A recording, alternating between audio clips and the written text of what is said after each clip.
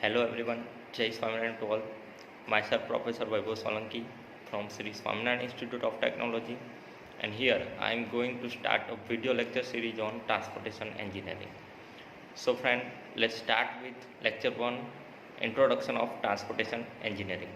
Before we start, we discuss on subject and syllabus. So basically B fifth semester GTO में transportation engineering करके नया subject include किया है, जिसका syllabus में ट्रांसपोर्टेशन इंजीनियरिंग के साथ साथ हाईवे ट्रांसपोर्ट, रेल ट्रांसपोर्ट और हार्बर ट्रांसपोर्ट को भी इंक्लूड किया है. So let's start lecture on introduction of transportation engineering.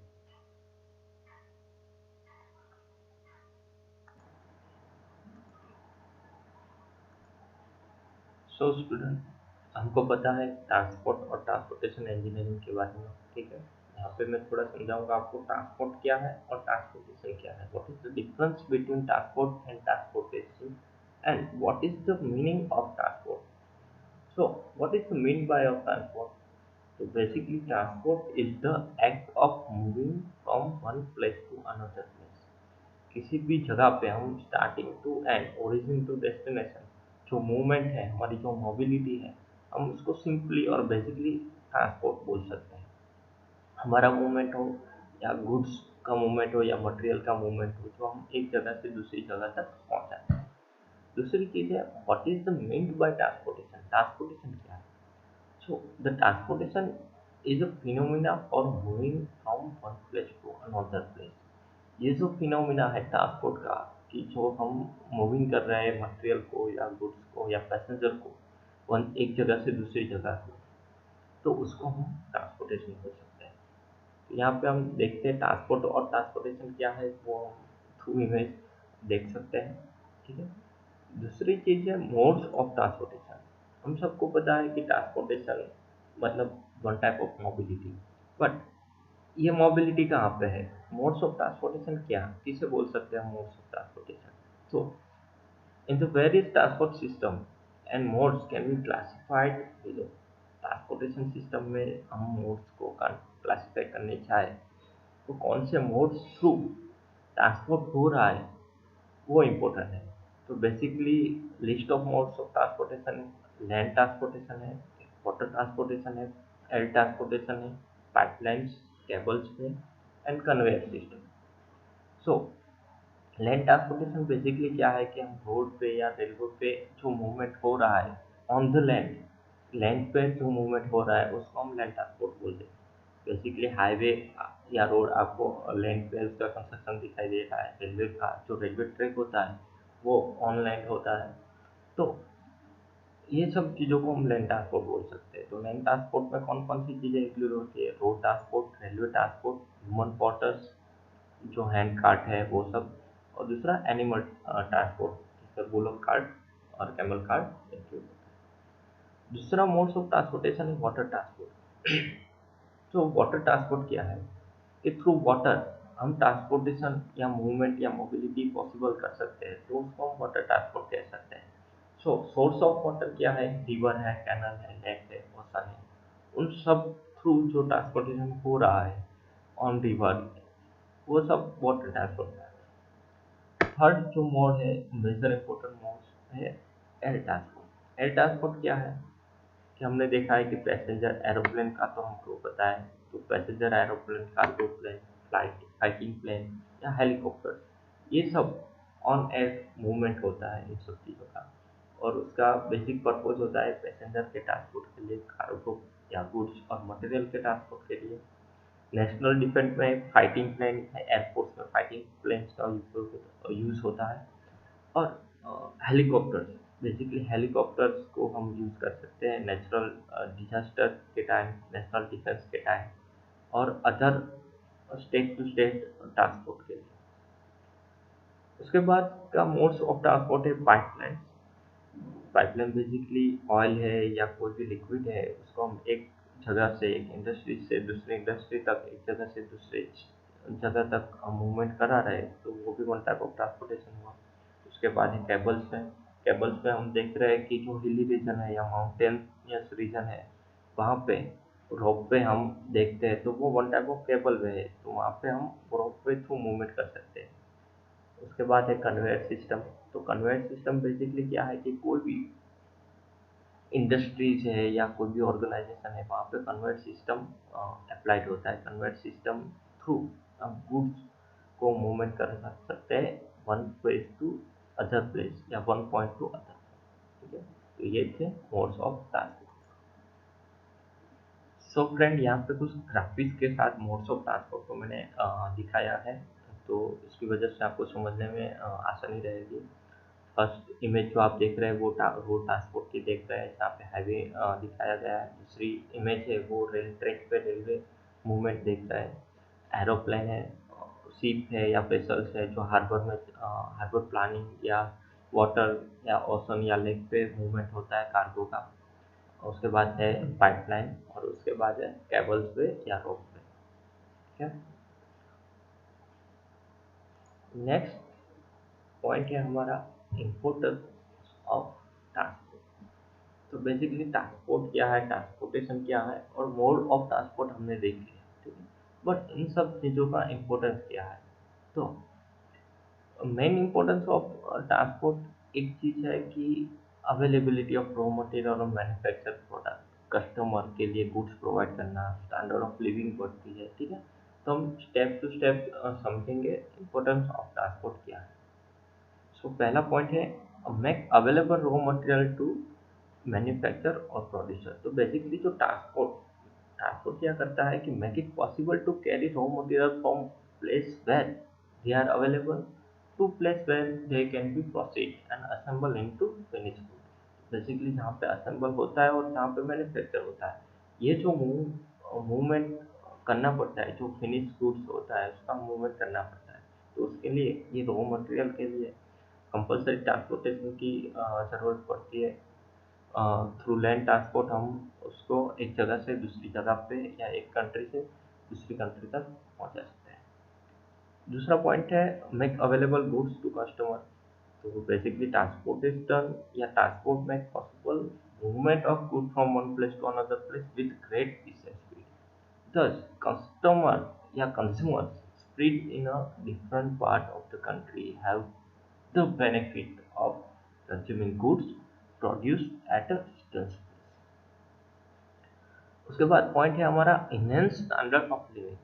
तो बेसिकली क्या होगा कि easy means of transport facility है, लार्ज स्केल पे बढ़ रही है, प्रोडक्शन बढ़ रहा है, तो इसकी वजह से हमारा जो स्टैंडर्ड ऑफ लिविंग वो बढ़ेगा, तो उसमें इम्प्रूवमेंट आएगा, उसमें एनहेंसमेंट होगा। तो it gives consumer the choice to make use of different quantity of good at different price.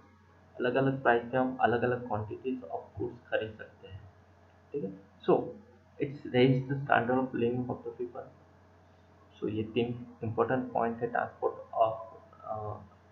को समझने के लिए, इम्पोर्टेंस ऑफ ट्रांसपोर्ट को समझने के लिए। कुछ और पॉइंट्स भी है जो हम समझेंगे। Help during emergency and natural disaster या नेचुरल क्लाइमेटिज। तो basically during emergency, national emergency या नेशनल क्राइसिस हो, वॉर हो या इंटरनल डिस्टर्बेंस हो कोई भी कंट्रीज में, ट्रांसपोर्टेशन हेल्प जो है वो इम्पोर्टेंट रहती है। तो transport help in quick movement of troops and the supply needed in the operation. कोई भी नेशनल क्राइसिस ड्यूरेशन या वॉर के कंडीशन पे, इंटरनल डिस्टर्बेंस के कंडीशन पे हम सप्लाई भेज सकते हैं through transportation. Next, help in creation of employment. तो बेसिकली क्या है कि transportation infrastructure provide a many type of employment opportunity to individual as a driver, conductor, pilot, cabin crew, captain of ship, etc. who are directly engaged in transport business। तो इन सब अलग अलग चीज़ों से हम एम्प्लॉयमेंट प्रोवाइड कर सकते हैं। दूसरी चीज़ है help in labour mobility. Labour mobility भी इम्पोर्टेंट है, तो providing mobility to worker, transport ये प्रोवाइड कर सकते हैं एक जगह से दूसरी जगह, एक स्टेट से दूसरे स्टेट या एक कंट्री से दूसरे कंट्री तक हमारे एम्प्लॉयज और लेबर हम फॉरेन कंट्री में भेज सकते हैं। वहाँ से अलग अलग इंडस्ट्रीज और फैक्ट्रीज के प्रॉब्लम सॉल्व कर सकते हैं। सो लेबर मोबिलिटीज में भी हेल्प करता है। transportation, then help in bringing the nation together. तो जो भी ट्रांसपोर्टेशन फैसिलिटीज की हमने बात की वो नेशनल डेवलपमेंट के लिए बहुत इंपॉर्टेंट है, एक नेशन ब्रिंगिंग के लिए इंपॉर्टेंट है। तो transport facility movement of people from one country to another country, yeah, one place to another place. It helps in exchange of culture, views, and practice between the people of different countries.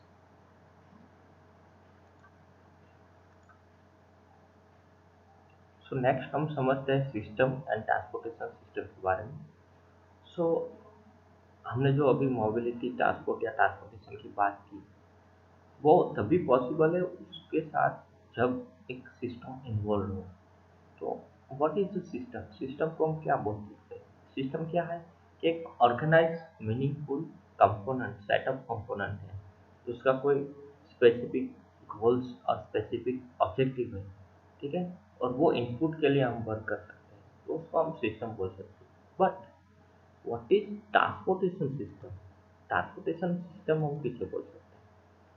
So fix facilities है, कोई flow entities है, control system है, इन सबको consist करके हम to overcome geographical friction, efficiency and participate in some desired activity in timely manner, तो हम इसको ट्रांसपोर्टेशन सिस्टम बोल सकते हैं। बेसिकली क्या है, फिक्स फैसिलिटीज की मैंने बात की कि रोड है, रेलवे है, एयरपोर्ट है, या तो फ्लो एंटिटीज की बात करते हैं, व्हीकल है, ट्रेन है, एरोप्लेन है, शिप है, और तीसरी चीज है कंट्रोल सिस्टम, ट्रैफिक सिग्नल है, रेलवे सिग्नल है, एयर ट्रैफिक कंट्रोल है, लाइट हाउस है। इन सब चीज़ों को कंट्रोल करके कंबाइन कंसिस्ट करके हम एक geographical friction efficiently and participate in desire activity in timely manner हम कर सकते हैं, एक पूरा सिस्टम कंट्रोल कर सकते हैं, तो उसको हम ट्रांसपोर्टेशन सिस्टम बोलते हैं।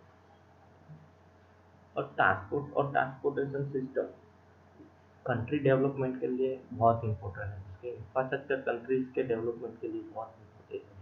बट इस डेवलपमेंट और ट्रांसपोर्टेशन सिस्टम कैसे डायरेक्टली इन्वॉल्व है या कैसे डायरेक्टली कनेक्टेड है, तो उसको हम आगे पढ़ेंगे। सो दूसरी चीज है अर्बनाइजेशन। अर्बनाइजेशन डायरेक्टली ट्रांसपोर्टेशन पे अफेक्ट करता है। व्हाट इज अर्बनाइजेशन और अर्बन एरिया क्या है? So urbanisation one type of transformation index है। ट्रांसफॉर्मेशन इंडेक्स किसे बोलेंगे हम? कि बेसिकली ट्रांसफॉर्मेशन इंडेक्स है कि जो रूरल एरिया है, जो ट्रेडिशनल वहाँ पे ट्रेडिशनल एक्टिविटीज़ है, वो ट्रेडिशनल एक्टिविटीज़ को माइग्रेट करके हम मॉडर्न एक्टिविटीज़ पे आते हैं। तो बेसिकली रूरल एरिया में से हम अर्बन एरिया में कब आते हैं, तो माइग्रेशन कब होता है, तो बेटर एम्प्लॉयमेंट अपॉर्चुनिटी के लिए या एजुकेशन एक्टिविटीज़ के लिए माइग्रेशन होता है। सो जो ट्रांसफॉर्मेशन है कि रूरल एरिया में से अर्बन एरिया में जो ट्रांसफॉर्मेशन होता है इन सब चीज़ों के लिए, एम्प्लॉयमेंट अपॉर्चुनिटी के लिए, एजुकेशनल एक्टिविटी के लिए, इंडस्ट्रियल एक्टिविटीज़ के लिए, तो उसकी वजह से अर्बन एरियाज में पॉपुलेशन बढ़ती है, ठीक है, और उसके साथ साथ इंडस्ट्रियलाइजेशन बढ़ता है और ट्रांसपोर्टेशन बढ़ता है, और ये जो अर्बन ग्रोथ हो रहा है उसको हम अर्बनाइजेशन बोलते हैं। According to Census of India 2011, the definition of urban areas हम इंक्लूड करें तो बेसिकली क्या है अर्बन एरियाज में, क्या क्या हो सकता है? तो first, all place with municipalities, corporation, cantonment board and notified town area communities and all other place which is satisfy कुछ क्राइटेरिया है हमारा कि मिनिमम पॉपुलेशन 5000 होनी चाहिए, 75% male and working population engage होनी चाहिए नॉन एग्रीकल्चर एक्टिविटीज के लिए। तो ये सब चीज़ें हम अर्बन एरिया में डिफाइन कर सकते हैं। दूसरी चीज़ है अर्बनाइजेशन साइकिल समझते हैं। अर्बनाइजेशन साइकिल क्या है कि कोई भी कंट्री का इकोनॉमिक ग्रोथ के साथ साथ इंडस्ट्रियलाइजेशन बढ़ता है। हमने देखा कि माइग्रेशन हो रहा है बेटर एम्प्लॉयमेंट अपॉर्चुनिटी के लिए अर्बन एरियाज में, तो वहाँ पे अर्बन एरियाज में क्या होगा, इंडस्ट्रियलाइजेशन बढ़ेगा, इंडस्ट्रियलाइजेशन के साथ साथ अर्बनाइजेशन बढ़ेगा, अर्बनाइजेशन बढ़ेगा तो उसके साथ साथ बहुत सारी चीज़ों में ग्रोथ होगा, पॉपुलेशन में ग्रोथ होगा, अर्बन सिटीज़ में नंबर ऑफ व्हीकल्स में ग्रोथ होगा, डिफरेंट टाइप ऑफ व्हीकल हम देखेंगे, एरियाज ऑफ द सिटीज़ का एरिया बढ़ेगा, ठीक है, और बहुत सारी ह्यूमन एक्टिविटीज बढ़ेगी। ठीक है, तो ये सब चीज़ों में ग्रोथ होगा, तो उसके साथ साथ अर्बन हाउसिंग बढ़ेंगे, अर्बन हाउसिंग इंफ्रास्ट्रक्चर बढ़ेगा, और अर्बन ट्रांसपोर्ट इंफ्रास्ट्रक्चर बढ़ेगा। ह्यूमन एक्टिविटी के लिए ट्रांसपोर्टेशन जरूरी है, और ग्रोथ इन पॉपुलेशन के लिए अर्बन हाउसिंग इंफ्रास्ट्रक्चर जरूरी है। तो ये दो चीज़ों पैरेलली बढ़नी स्टार्ट होगी, और जब इंफ्रास्ट्रक्चर बनेगा, ट्रांसपोर्ट इंफ्रास्ट्रक्चर बनेगा और हाउसिंग इंफ्रास्ट्रक्चर बनेगी, तब उसके साथ साथ इकोनॉमिक ग्रोथ भी बढ़ेगा। तो हम बोल सकते हैं कि जो ऑब्जेक्टिव है इकोनॉमिक ग्रोथ का, वो कंटिन्यू साइकिल में चलेगा, तो उसको हम अर्बनाइजेशन साइकिल बोल सकते हैं। ठीक है, कुछ पॉइंट्स और कुछ रिकॉर्ड मैंने यहाँ पे दिखाऊंगा, जिसकी वजह से आपको अर्बनाइजेशन समझने में आसानी मिलेगी। सो अर्बनाइजेशन क्या है कि बेसिकली 1900 से 2050 तक का हमने यहाँ पे देखा कि 2 out of every 10 people lived in urban areas. जब 2050 तक 7 out of every 10 people will be live in urban area. ये कुछ रिकॉर्ड्स यहाँ पे दिखाया गया है अर्बनाइजेशन के। दूसरी चीज़ है opportunity of India urbanisation to 2030। ठीक है, वहाँ तक अपॉर्चुनिटी क्या है ये सब सेक्टर्स में, और अर्बन इफेक्ट क्या रहेगा वो भी दिखाया गया है कि सिटीज है, इलेक्ट्रिसिटी है, वाटर है, इंफ्रास्ट्रक्चर है, अर्बनाइजेशन है, ट्रांसपोर्टेशन है, पॉपुलेशन है, ये सब सस्टेनेबल ग्रोथ के लिए इम्पोर्टेंट है। तो इसके थ्रू, अर्बन प्लानिंग थ्रू, हम ये पॉसिबल कर सकते हैं। Migration of rural to urban areas useful factor. जैसे मैंने आगे बताया कि अर्बनाइजेशन कैसे होता है, क्यों है, तो रूरल एरिया में से अर्बन एरियाज में जो माइग्रेशन हो रहा है, वो माइग्रेशन जरूरी है अर्बन सिटीज के ग्रोथ के लिए। तो development in transportation system such as new road, railways, new inventor required for lower skill levels and cheap readymade goods, और इन सब चीज़ों की वजह से अर्बनाइजेशन, अर्बन एरियाज में माइग्रेशन होता है। तो ये सब कुछ फैक्टर यहाँ पे बताए गए हैं migration of rural to urban. तो ये सब चीज़ें हैं, अर्बन एरियाज है, अर्बनाइजेशन है, ये सब चीज़ें डायरेक्टली ट्रांसपोर्टेशन को अफेक्ट करती है, ट्रांसपोर्टेशन इंफ्रास्ट्रक्चर को अफेक्ट करती है। तो उसकी वजह से हम समझ सकते हैं ट्रांसपोर्टेशन क्या है। तो यहाँ पे हमने मैक्सिमम ट्राई किया है कि हम समझ सकें कि ट्रांसपोर्ट क्या है, ट्रांसपोर्टेशन क्या है, और मोड्स ऑफ ट्रांसपोर्ट क्या है। ठीक है, यहाँ पे कुछ क्वेश्चन है कि जो बेसिकली एग्जाम ओरिएंटेड मैं क्वेश्चन बताऊंगा आपको। वो है मोड्स ऑफ ट्रांसपोर्टेशन, हम उसको एक्सप्लेन कर सकते हैं। दूसरी चीज़ है what is transport and explain transportation. ठीक है, तो ये हम अपने वर्कशीट में इंक्लूड करेंगे। So guys, thank you for listening.